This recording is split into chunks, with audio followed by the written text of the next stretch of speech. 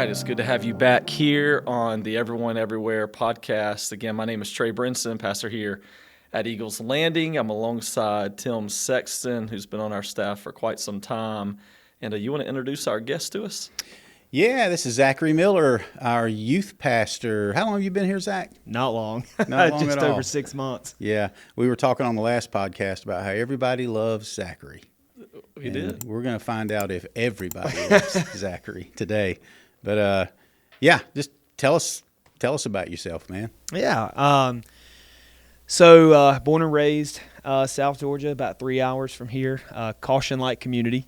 We have Dollar General and a Caution Light where I'm from. But yeah, came to know Christ when I was 12, and rather long, complicated process in terms of answering call to ministry. But also that's what happens when you rebel most of the time, which is really what I was dealing with. I refused to believe that God was calling me into ministry. But when I did finally surrender to that call, man, I knew, my wife and I both actually knew that we wanted to serve in students. And even a crazier process, just kind of how we ended up here. But so been in student ministry for 4 years. First year and a half was bivocational. The next year and a half was full-time.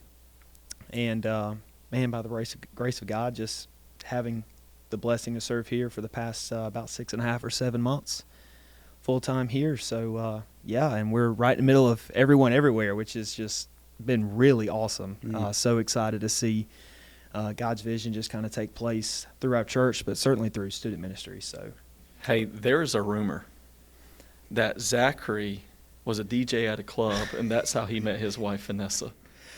all right, Is the that DJ DJ part is true. Club part was not true. Well, technically that is true. FCA is a club, but That's right. it was Fellowship of Christian Athletes. They had actually contracted the company that I was working for. FCA was having a formal, and yeah, ended up had actually recently met Vanessa, and we kind of reunited, if you will, at that dance. And yeah, the rest is pretty much history. That's kind of a cool story. But yeah, so I guess We all reunite with our exes at dances. It's kind of funny. I kid. We won't get into where Georgia and I no. That's building our testimony. Not good. No, but we have to follow up with that and start calling him DJ Zachary. Please from don't. now on. DJ Please don't, Zachary. man. Come on. Rant, Zachary. DJ Z. I'm better at other things, man. Okay. Hey, this was a home run hire, obviously. Everybody loves this guy, but what did you see? Like, what made you? Yeah, actually, I want to know the answer to that question. Yeah, I'm really curious. No, You know how Zachary got here is God, providence of God, but my wife and I had spent time at FCA with his wife Vanessa, and she was one of our leaders, and man, she was all bought in. I mean, just following Jesus, she sacrificed a lot, gave up a lot. I mean, following Christ costs a lot. And Vanessa was willing to pay the price of following Jesus. And long story short, they got married, started youth ministry, as he just said. And then through her, he called me and asked me to do a D-Now for their church. And they had a great church down there, great ministry going. And we just developed a friendship through that. And one day we had lunch, and I had just shared with him that, not even for him as much, just sharing for him to be praying. Our church is going to be looking for a student pastor. And I knew that if that was ever something that God wanted to do in his heart, man, he'd be the guy. So through the conversation, I expressed that. I kind of felt guilty leaving it because, man, he came from a great church in Tifton, Georgia, where people loved him, great pastor, great staff.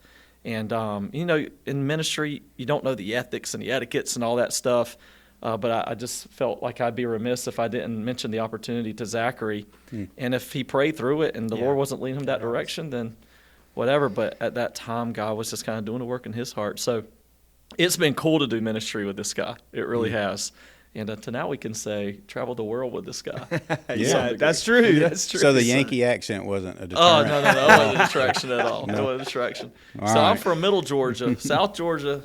I don't know where the line is, but you could probably hear it in my voice, too. Yeah. It's not much. I'm a northerner compared to you guys. Whatever. All right, so I got a couple of questions for you guys. Both of you can jump in whenever you want. So one of the big initiatives for Eagles Landing is to engage serve and reach our local schools. So how are we doing that, and why is that so important to you guys? We'll talk about this a little bit more too, I think, later on. But so we just got back from a Puerto Rico mission trip. I don't want to blow too much of this up in this particular question, but I'm looking at reaching our schools a lot differently as a result of Puerto Rico. Wow. So first, the schools are where that generation is at. And I think one of the coolest models that we see Jesus illustrating in his time on earth is not so much a come and see mentality, but a go and tell. And I think putting that direction in line of us going to the schools, it glimpses that. It's the pastors in the community, it's the church willing to take the steps that go beyond our walls and reaching the students where they are. And school, it broadens the category up from a standpoint. It can be going to the cafeteria and having lunch with them, but man, it's going to their sporting events. It's going to their graduations. It's creating organic, intimate friendships that essentially open the door for discipleship. But what we didn't know, which again we'll talk a little bit more, I think, in a little bit, is that is the greatest area of need for the demographic of Henry County. So there's even more of an emphasis in terms of the importance of that, I think, right now. So I want to ask you both something. So there's this narrative out there that the church isn't welcome in the public schools. I mean, people kind of have that idea. Man, it's something that's really developing here, and we've got other staff members that are involved in making that happen. But that's not a real thing, really, is it? I'll say this: where I'm from, schools are knocking at the door of churches. I can't say that I've ever walked into or been presented with a scenario where I ever felt like there was timidity or even a process for me as a student pastor to get involved in a school until I got here. Now, this is not a blanket. I can't say this for all of the schools. And again, just a little disclaimer here, having only been here 6-7 months, there's still definitely a development, if you will, in trying to build relationships with these schools. But one school in particular, one of the events we had lined up was a tailgate. And their school was going to be facing our school in terms of football, and so the tailgate event was an opportunity for both of our schools and potentially student ministries to just have, hang out, fellowship time for the start of the event. Well, in promoting that event, I went to the school, had flyers printed out, was going to, just spend some time with the students in the cafeteria, and could not get in. There's actually quite a process. I was very encouraged after speaking with the staff of that school that it wasn't necessarily a reflection of that principal or even its administration, but rather more of the process, right? Yeah. So I will say, in terms of just momentum and coming here, you always have like this just kind of vision of, man, I want to start doing this or start, getting involved here. That was a real moment of, it's not quite like normal. I'll say it like that. So, yeah. So I'm a pastor, so just theologically speaking, you can't really keep the church out of the school. Right. Of course. Because Christians the people are in the school, are the church, and it's kind of like that separation of church and state. Well, the people are the church. They're saved by Jesus, who do make up the state. So I think what they want to do, some schools, I came from a more liberal area in North Carolina, what they want to do is try to force you out. But what we've learned is you just have to love them enough until life happens. And when life happens, you're the ones they're going to turn to. Absolutely, yeah. And we've seen that. What we saw, and it's unfortunate, but what we saw was there was a particular high school in the area that we were in that wasn't as friendly to us, I guess, as we would like. But they had 3 kids on a morning before school leaving a Bible study, of all things, who were tragically killed in a car wreck, and we were the ones that they called. We need you here for counseling. We need you here to love on our students. And we didn't say, well, you didn't want us then. No, we responded. we were there. Yeah. So God has a way of opening doors, but our former superintendent, and Zachary, you might want to know this, our new superintendent I heard is incredible. He and I have not spent a lot of time together, but our former superintendent I knew really well. And one of the things that she had asked out of this district is she wanted every school to have a partnership with a church because she felt like that would make the school stronger. So we as a church formed a partnership with Eagles Landing High School. Mm-hmm. And there's the Eagles Landing Christian Academy. It's up under us. There's Eagles Landing High School. That's what, 5 miles down the road, if even that. And, they lost a kid in a car wreck as well. And we were the ones that they reached out to and contacted. So the Lord has a way of opening some of those doors for you. Sure. Sometimes it just requires a little bit of patience. But when God opens it, you got to be ready to step through it. And so we did learn that, but sometimes it can be difficult. And I want to point out, it's not just the staff here at the church that's doing this work. We've had a lot of our people volunteer and serve in those schools and in those occasions like you just mentioned. Sure. All right, so there was some data that you guys were throwing around in a conversation that I was a part of the other day. Talk about that a little bit, and then I want to get to that Puerto Rico mission trip. But jump into that. Yeah. So, well, first off, I love when God just kind of proves you wrong in some scenarios. So, we're on this mission trip, and Sin Relief was who we were partnering with in Puerto Rico, and we knew this from the get-go. Like day one on Thursday, there was going to be what they called a replicate meeting. Now, I do want to throw this out there. In terms of the intention of the meeting, I thought was great. It's how we can take the model of what you've done at Puerto Rico or wherever you served and replicate it back home. And I was just like, what's this going to look like?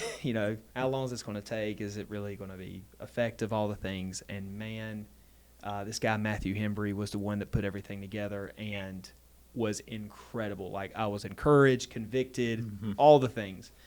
But what he had done was taken just incredible time for each of the churches that were serving that particular week, looking at the demographic of their areas. Mm-hmm. And he built up this entire data report for each of the churches, where they come from, how they can specifically serve or partner with the people of the areas that their churches were located in.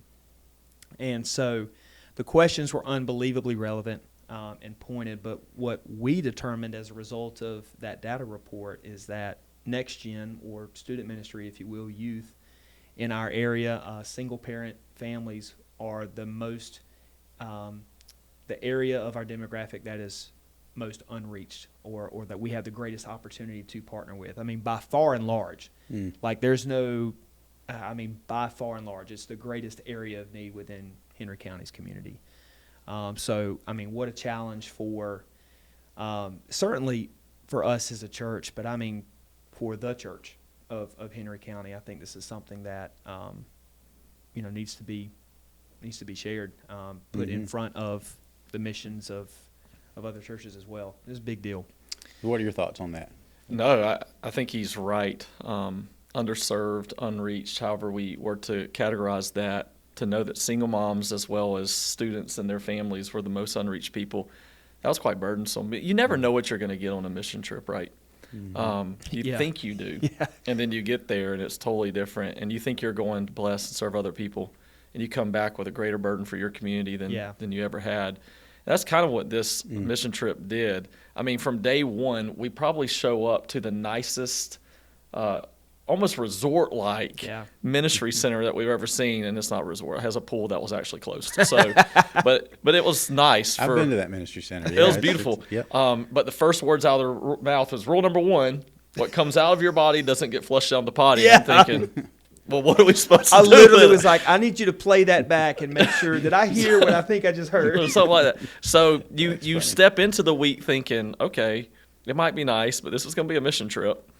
And then you go through the week, and it's like you gain a burden for the people of Puerto Rico. Mm-hmm. And then you end the week, and it's like, holy cow, I'm going home. I'm boarding this Southwest flight, and I'm going to get back home, and I'm going to have a greater burden for the people of my community than I did before I came. All right, let's add some context. you were with middle schoolers, right? And high schoolers. There were some And high high schoolers. school. Yeah, there Okay. We didn't say that earlier. So I have done a mission trip to Puerto Rico and actually Panama with high school students. But Okay. what was it like that week down there with middle school and high school students? Well, he was a middle schooler. He Well, was. hold on. For the record, the northerner just said Panama. I don't know if you caught Panama. that right. He didn't say Panama. Panama. He said Panama. I'm just trying to make sure that we don't have to translate anything for you. So No. First off, I love the assumption behind that question because I was nervous about that. Wait, 'Cause- I kid. You're a middle schooler. I watched out the window one day, and this dude was by himself, doing like sliding down the stairwells, and By himself. he's just all peppy. And I'm like, who is this Oh, kidding? that's great. Kayla's like, he is literally a student in an adult body. I'm like, yeah. So, I was very nervous.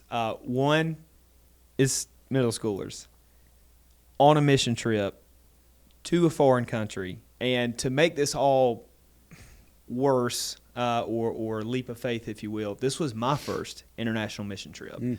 And I know, technically it's an American Territory, territory, but doesn't all feel you that have way. to do is drive over there, man. Right. Like, and it's different enough. Yeah. We learned traffic laws over there are suggestive. Yeah. Stop signs, suggestion. Red lights, all a suggestion. you did get quite a compliment, I hear. We we got that compliment. But I think Trey will add to this. Everything that you could possibly fear that would come as a result of having to be near or around middle schoolers on a mission trip, on an international mission trip, did not happen. I was almost afraid to keep saying it because I'm just like, all right, they're gonna get to this point where they're like, oh, now we can do whatever we want. But we were just so proud of them from a spiritual standpoint, from a physical work standpoint, from the fact that day two we're on this mission trip. Nobody says a word to them. Around lunchtime, at 10:30ish to 12 was when you would start to see the homeless of the community start to come in to get their food while we're working on all of the physical extremities of the building. And I told them from the time we got there that I wanted to try to take some time, come off of whatever task we were, and at least just interact with them. And so I came in. We had at least 4, which eventually led to around 8 students, without anyone saying a word, coming inside that building and literally serving the homeless, whether it was taking their trash. Some of them were using Google Translate to try to talk with them. They were praying for them. I'm just sitting here like, to your point, you are completely fair in asking the question and even why you asked the question, but it didn't happen. They were phenomenal. Yeah. I think in ways might have even blessed us more than we could have expected to have blessed them or grown them. So, yeah. Mm-hmm. Yeah. I'd say we have incredible students. Zachary started the week off by telling them, say a little bit about him too, by telling them before this week is over, everyone's going to share their testimony. So we're going to get together in groups, on-site, off-site, debrief, whatever, and you're going to hear everyone's story. But this is what I loved. I know some of you don't have a story. You're trying to work that out. And I want you to be bold enough, yet humble enough to say, man, I'm trying to work it out. Don't make it up. And Yeah. then a student does it. Yeah. And, man, I'm like, whoa, this student just got in front of all of his peers and said, man, I'm not sure I know Jesus yet. I'm trying to figure this thing out. And you're just like, holy cow, this is vulnerability. This is real and raw. Like, this is real life. And it was just neat to see how these students gel together. But, they do this all the time. Oh, We go on winter retreat, and we're supposed to be playing games. We got what's that dance thing? The with silent disco. Silent disco going on. And all of a sudden, all the earphones are on the table, and they're over here in a corner with a guitar singing praise and worship songs. And you're like, these dudes just want to love on Jesus. And Some of the best years of my life in love youth it. ministry, man. That's yeah. All right. So this is a question for both of you, and youth ministry is fun. Yeah, I worked in youth ministry for about 2.5 years with our former youth pastor, and you've got a gift. You know, it's a real, you connect with those students. But what are we trying to accomplish? Like, what is your hope for the youth ministry, and what are some of the biggest challenges in doing youth ministry these days? I think one of the biggest things that really hoping and praying for in terms of student ministry, first, healthy discipleship, but I want to kind of go a little bit deeper into that, ownership of their faith. I think one of the things that has grown even more rampant, and we see this in church across the board, but certainly in student ministry, their walks and their relationships with the Lord, I think, for them are purely contingent upon what the church or the pastor feeds them. Like it's and I'm not trying to take away from the vitality of that, but the reality of it is that at some point, when does it become your faith? When do you start going from a connoisseur Christian to a disciple? And trying to create that culture, man, if you can do that in student ministry, you know, look at that progress as they move into college. Look at that as they progress into adulthood. You start seeing the statistic change for marriage. You start seeing the statistic change for apostasy. Really, so again, just kind of creating ownership of their faith and wanting to move from a place of, you know, being the connoisseur Christian to, you know, I'm just here for what I get from camp, or the emotional highs, or the relationships even. Yeah. Right. Yeah. Oh, yeah. Yeah. Yeah. Absolutely. Yeah. But in terms of the struggle with that, I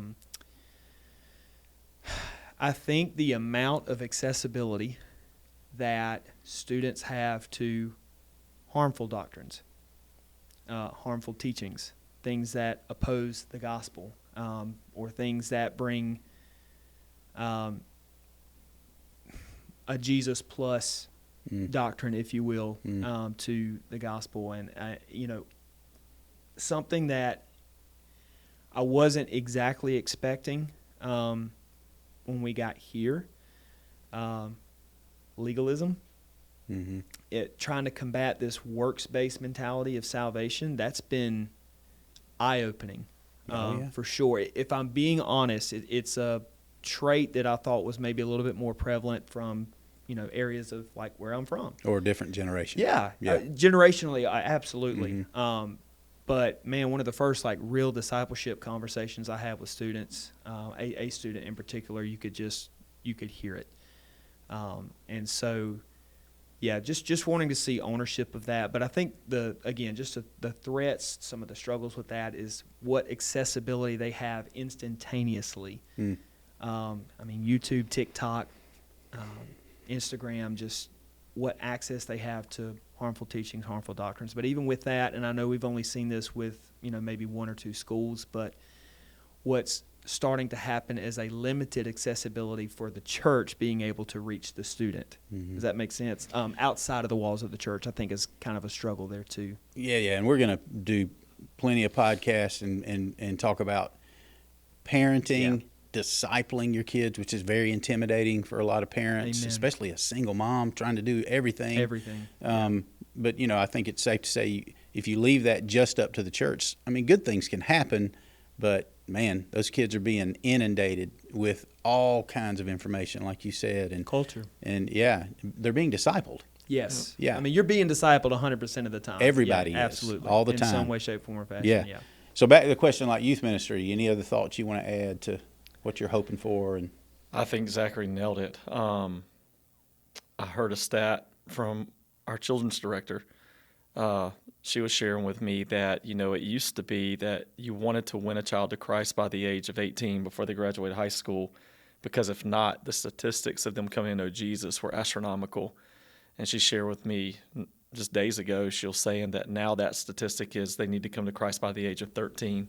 So student ministry has become really the safety net. It's literally the last effort that we can give. And I think that just kind of intensifies the urgency of why student ministry is so important. When we read that demographic study, it basically told us that the economy alone of our city rests on the shoulders of how we raise the next generation. So I think who McDonough, Stockbridge, Henry County is in the future depends on what we do today with our students. And I think we just got to invest hard. I know that apologetics is on a rise. We've got to help these students understand how to defend their faith, because every university, secular university that you go to now, is inundated with people who take more pride in turning people away from their faith than they even do take pride in, teaching them the arithmetic or the things that they need to know. And it's almost like Satan has waged war against us. Oh, surprise, surprise! Wow. Right. Yeah, so. and I just want to say you talked about the legalism and maybe different doctrines that are influencing kids. Man, it's I appreciate the clarity that you're shooting for.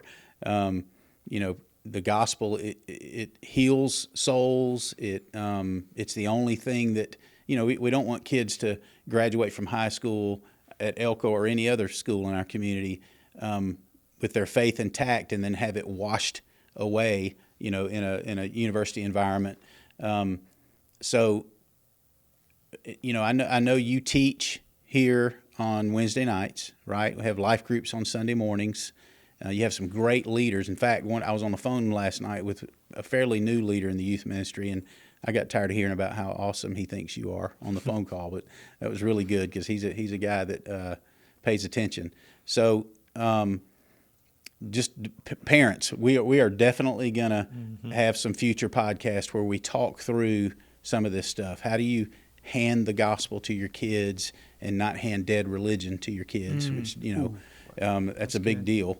But so, any other questions for Zach before we kind of sign off? I don't think so. I think it's important. You asked too, just what are our hopes for student ministry? And I did pray on this earlier, but a genuine brokenness for the lost.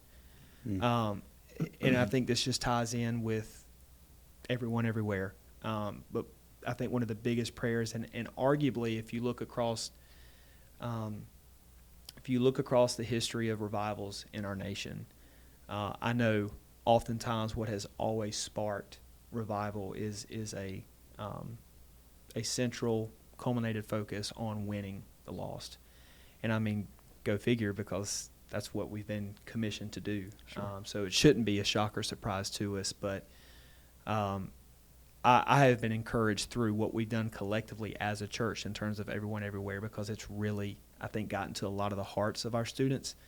But our hope is that every day they really understand the importance of what it means to live missionally, to have a missional mindset. So I did just want to add that, because I think it's so important that we create that. Yeah, so I think you've heard why everybody loves Zachary. I think everybody now has heard why we love Zachary. Absolutely, man. We're glad you're here, for real. You and your wife both. Thank you. Thanks a lot.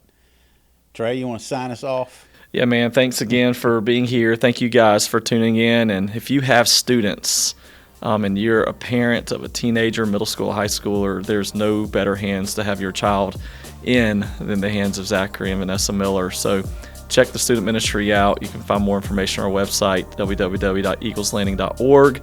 But also, thank you for tuning in to everyone everywhere, and we look forward to seeing you next time. Take care.